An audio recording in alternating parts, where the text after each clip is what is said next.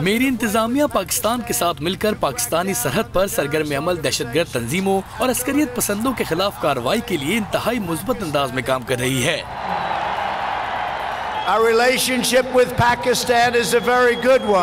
پاکستان کے ساتھ ہمارے تعلقات بہت اچھے ہیں۔ ان کوششوں کی بدولت ہم پاکستان کے ساتھ بڑی ترقی کے آثار دیکھنا شروع ہو گئے ہیں اور ہم کشیدگی میں کمی، وسیع استحکام اور جنوبی ایشیا کی تمام اقوام کے لیے بہتر مستقبل کے لیے پرامید ہیں۔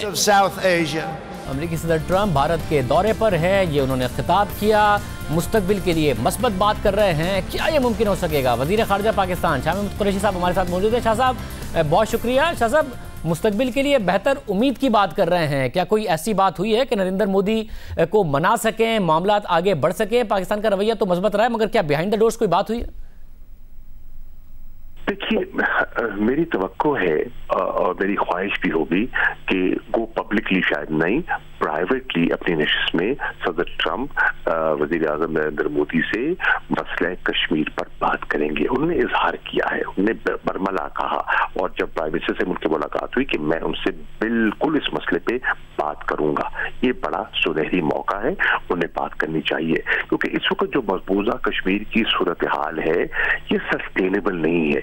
دیکھیے 203-4 روز ہو گئے ہیں وہاں لاک ڈاؤن سیج جاری ہے۔ کیا یہ تاحیات رہے گا؟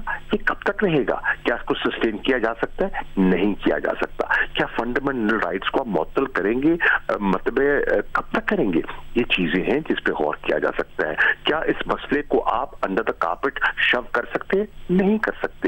جہاں وہاں اتنا خون خرابہ ہوا ہے، جہاں انسانی حقوق کو اس طرح پامال کیا جا رہا ہے، اور آپ کہتے ہیں جہاں آپ کی اپنی کانگریس میں 60 کے لگ بھگ لوگوں نے ریزولوشن موو کر دیا ہے اور اپنی تشویش کا اظہار کیا ہے جو انسانی حقوق کو پامال کیا جا رہا ہے، تو میں سمجھتا ہوں کہ انہیں بات کرنی چاہیے۔ اور اگر دیر پا امن چاہیے جنوبی ایشیا میں تو پھر مسئلہ کشمیر کو اب صرف نظر نہیں کر سکتے۔ اگر ٹرمپ بیان دے دیتے ہیں اور وزیر اعظم مودی انتظامیہ کا جو رویہ ہے اس میں ایروگنس نظر آتی ہے، پاکستان نے کہا جواب ایروگنس تھا، اقوام متحدہ کی طرف سے بات کی گئی اس میں بھی ایروگنس نظر آئی، اور ان کے اپنے ملک کے اندر بھی اگر مظاہرے ہو رہے ہیں، ٹرمپ وہاں ہیں دہلی کے اندر، آج بھی انہوں نے میسو کریک ڈاؤن کیا ہے، لوگوں کے اوپر تشدد کیا گیا ہے ریاست کی طرف سے، تو آپ امید رکھتے ہیں کہ صدر ٹرمپ تو بات کر دیں گے، کوئی مثبت جواب بھی آئے گا؟ دیکھیے، ایروگنس میں تو آپ نے بجا طور پہ کہا کہ ایروگنس تو آپ کو دکھائی دے رہی ہے۔ یہ جو سٹیزن امینڈمنٹ ایکٹ ہے یہ اس ایروگنس کا ایک منہ بولتا ثبوت ہے، اور آج وہ آواز نہ صرف باہر کی دنیا اس پر تنقید کر رہی ہے، ہندوستان کے اندر سے آوازیں اٹھ رہی ہیں۔ آج ہندوستان میں ایک بہت بڑا طبقہ پیدا ہو چکا ہے جو سمجھتا ہے کہ جو نہرو کا ہندوستان تھا، جو گاندھی کا ہندوستان تھا، نریندر مودی اس کی شکل، اس کی حیات تبدیل کر رہا ہے اور لوگوں کو تشویش ہے۔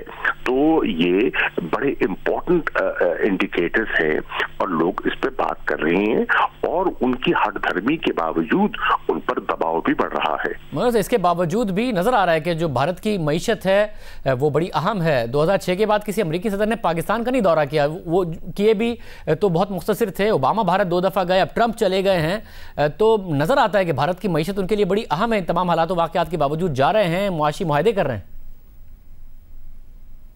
اس میں کوئی شک نہیں کہ بھارت ایک بہت بڑی منڈی ہے، اور امریکہ کے ان کے ساتھ جو تجارتی تعلقات کو بڑھانا چاہتا ہے، اور 1 ارب کی منڈی غیر معمولی منڈی ہے، اس میں کوئی شک نہیں۔